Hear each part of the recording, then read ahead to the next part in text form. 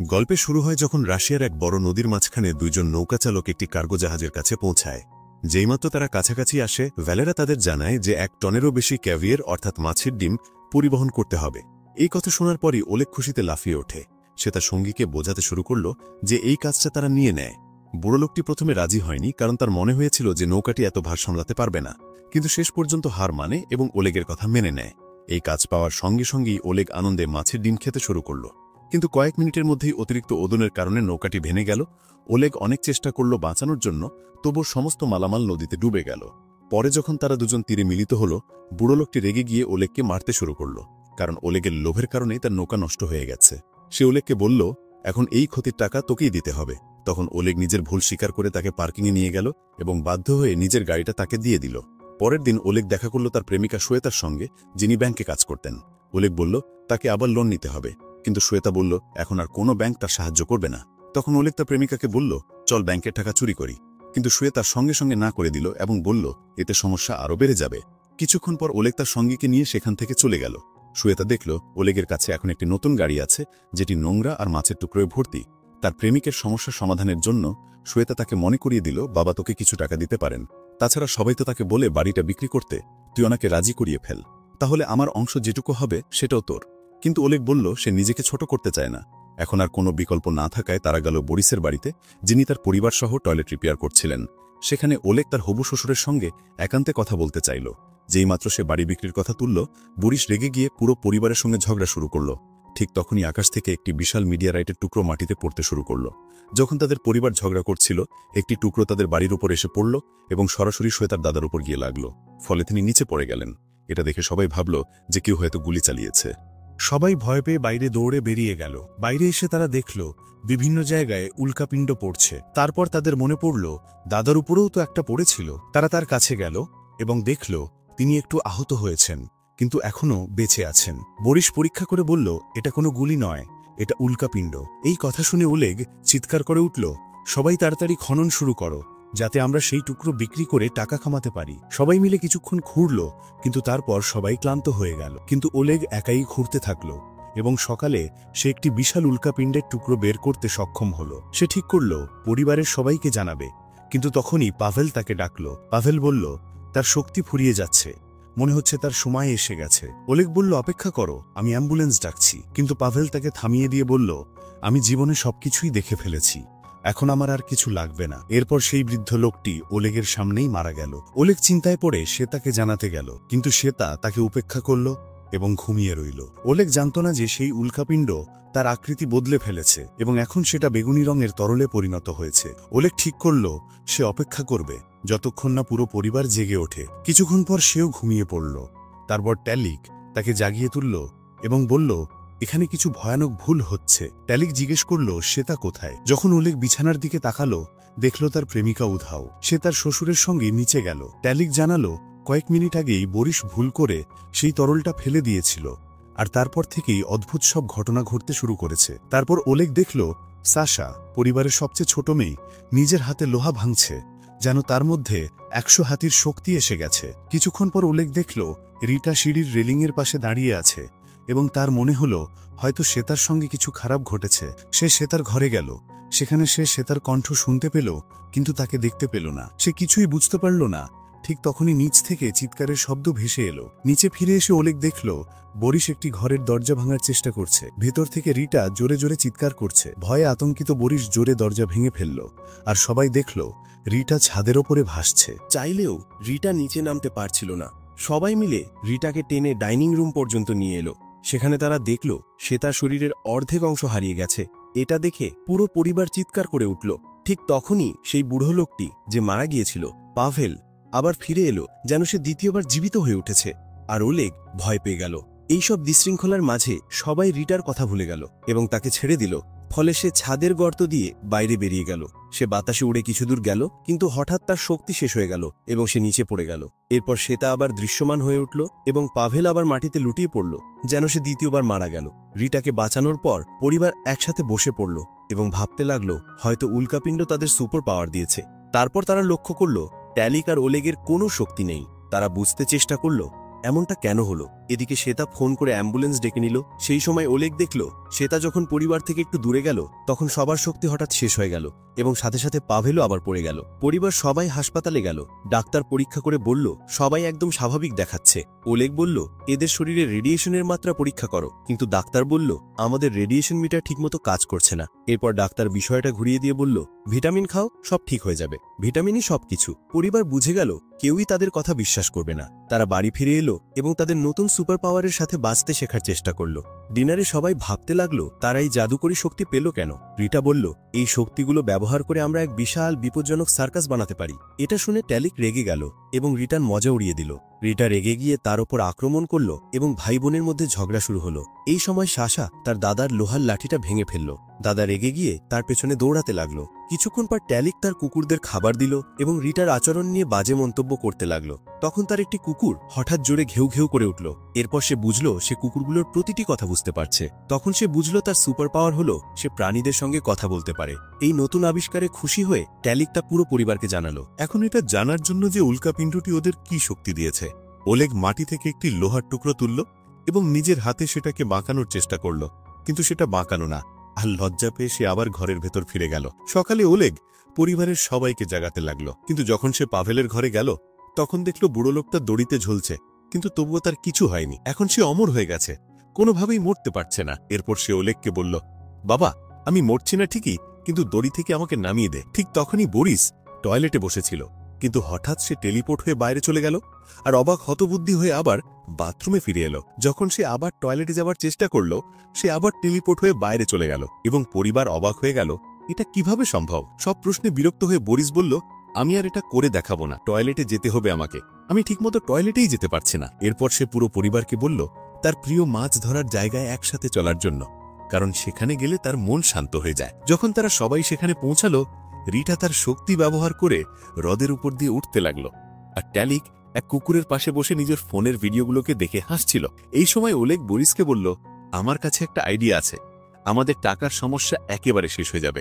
কিন্তু বরিস মনোযোগ দিচ্ছিল না, সে তো শুধু টেলিপোর্ট করার প্র্যাকটিস নিয়েই ব্যস্ত ছিল। ওলেগ বুঝিয়ে বলল আমরা শ্বেতার অদৃশ্য হওয়ার শক্তিটা ব্যবহার করে ব্যাংক থেকে প্রায় 30 লাখ মানে $3 মিলিয়ন চুরি করতে পারি। তাহলে আমাদের কাছে টাকা থাকবে আর আমরা নিজেদের মতো করে জীবন কাটাতে পারবো। কিন্তু প্রশিক্ষণ শেষ করার পর বরিস বলল আমরা এমন কিছুই করব না, এমন কাজ করলে সবাই বিপদে পড়ে যাবে।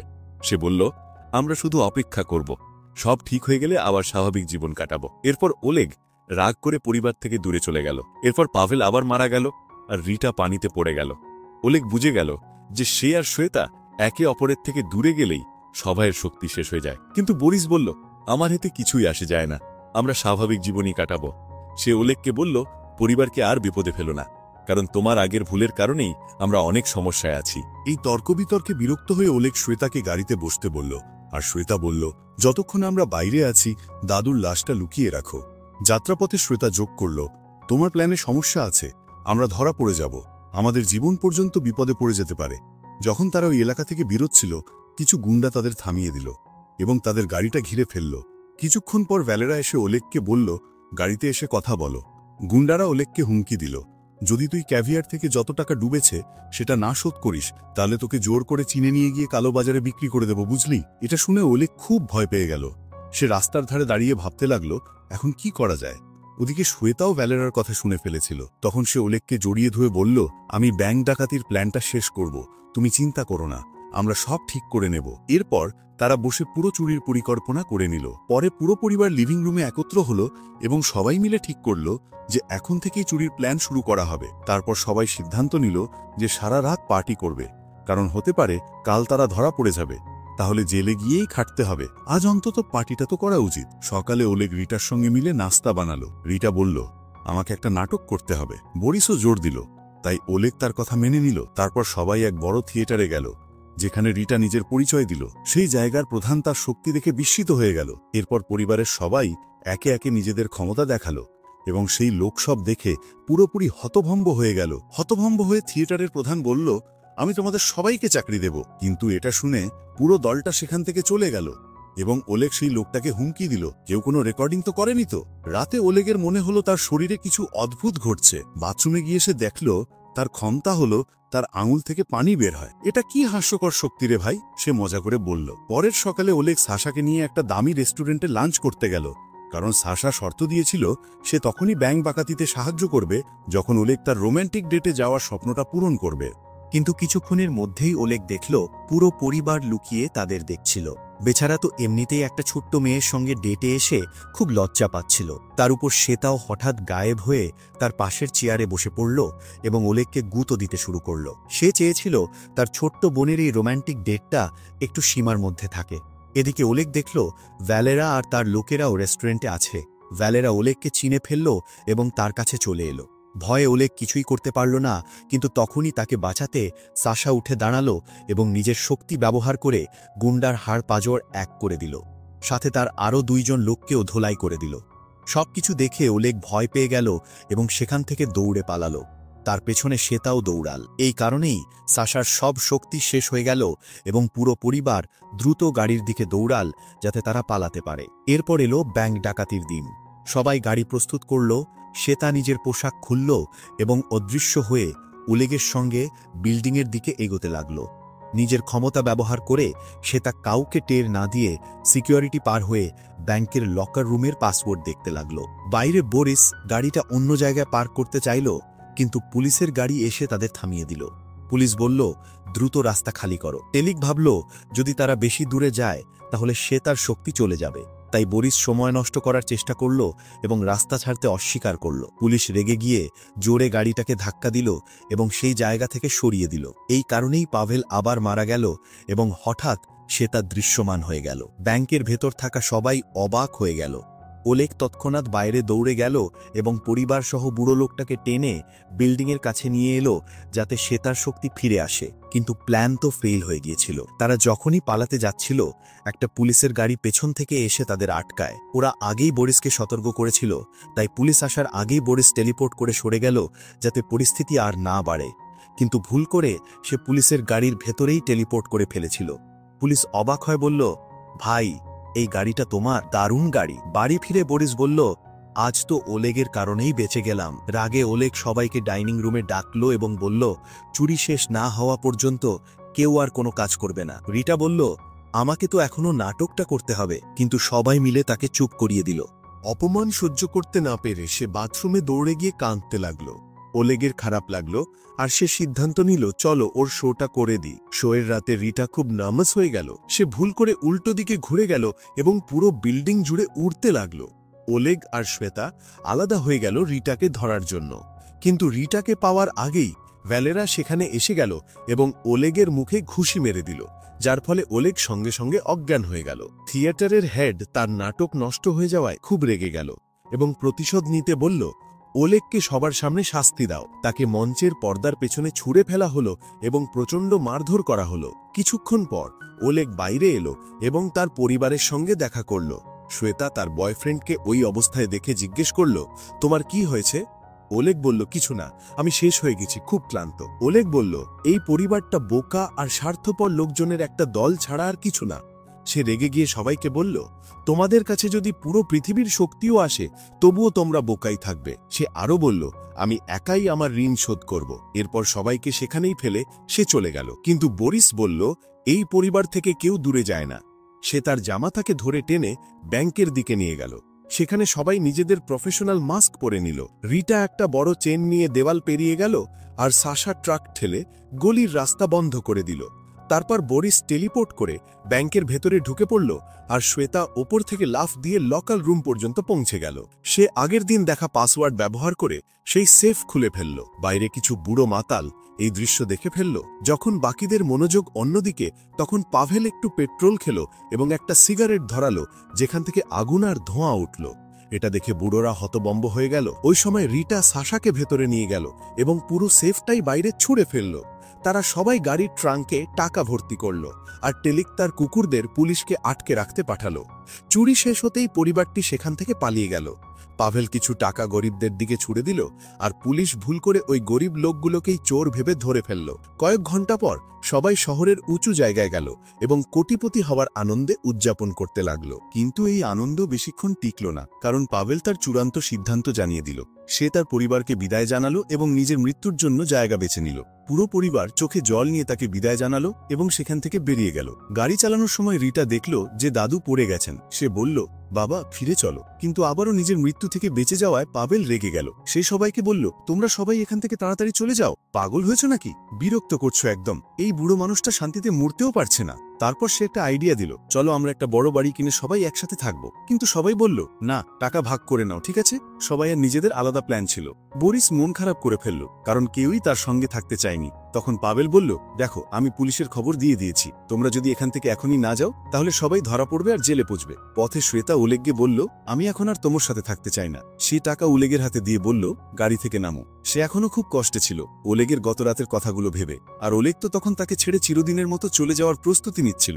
ওলেগ রেগে গিয়ে নিজের অংশ নিয়ে চলে গেল। সে সেই টাকা দিয়ে ভ্যালেরার ঋণ শোধ করল এবং তার সঙ্গে মিটমাট করে নিল। তারপর সে ঠিক করল এই দেশ ছেড়ে চলে যাবে। এয়ারপোর্টে ওলেগ নিউজে দেখল শ্বেতা আর তার পরিবার ধরা পড়েছে, কারণ তারা পাবেলের দেহ নিতে ফিরে গিয়েছিল। পুরো পরিবারকে এমন অবস্থায় দেখে ওলেগের খুব খারাপ লাগলো যে সে তাদের ছেড়ে গিয়েছিল। সে সিদ্ধান্ত নিল সে পাবেলের সঙ্গে মিলে তাদের উদ্ধার করবে। যেই তারা কোর্টে ঢুকলো, সবাইয়ের ঘনতা আবার ফিরে এলো। পাবেল আবার বেঁচে উঠল এবং রেগে গিয়ে সবাইকে আক্রমণ করতে শুরু করলো। বরিস টেলিপোর্ট হয়ে গার্ডদের আটকে দিতে লাগলো। সাশা তার ভাই বোনদের জেল থেকে মুক্ত করলো এবং সবাই মিলে নিজেদের শক্তি ব্যবহার করে পুলিশদের একদম হাঁসফাঁস খাইয়ে দিল। এখন পরিবারটি আবার এক হয়ে গেল। কিন্তু কোর্ট থেকে বেরোনোর সঙ্গে সঙ্গেই পুলিশ চারদিক থেকে তাদের ঘিরে ফেললো। তখন রিটা উড়ে গিয়ে গার্ডদের মনোযোগ সরিয়ে দিল। এতে সবাই একসাথে গাড়িতে উঠে বসলো আর রিটাও তাদের সঙ্গে রওনা দিল। এখন শহরের পুরো পুলিশ তাদের পেছনে লেগে গেল। একটা পুলিশ গাড়ি তাদের পিছু ছাড়ছেই না। এতে বিরক্ত হয়ে বরিস টেলিপোর্ট হয়ে সেই পুলিশের গাড়িটাকে ক্র্যাশ করিয়ে দিল।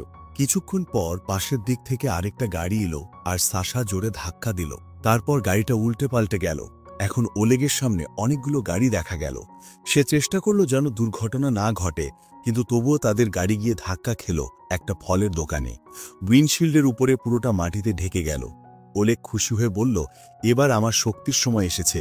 সে নিজের আঙুল দিয়ে পানি ছিটিয়ে গাড়ির কাঁচ পরিষ্কার করতে লাগলো এবং গাড়ি চালিয়ে যেতে লাগলো। কিন্তু পুলিশ তাদের রাস্তার ব্লকেজ দিয়ে ঘিরে ফেলল। তখন সাশা একটা খুঁটি ধরে গাড়িটা ঘুরিয়ে সবাইকে সেখান থেকে বের করে আনলো। তারপর তারা গলির ভেতর দিয়ে পালানোর চেষ্টা করল। যখন বুঝল যে পুলিশ চারদিক থেকে তাদের ঘিরে ফেলেছে, তখন রিটা গাড়িটাকে উড়িয়ে দিল।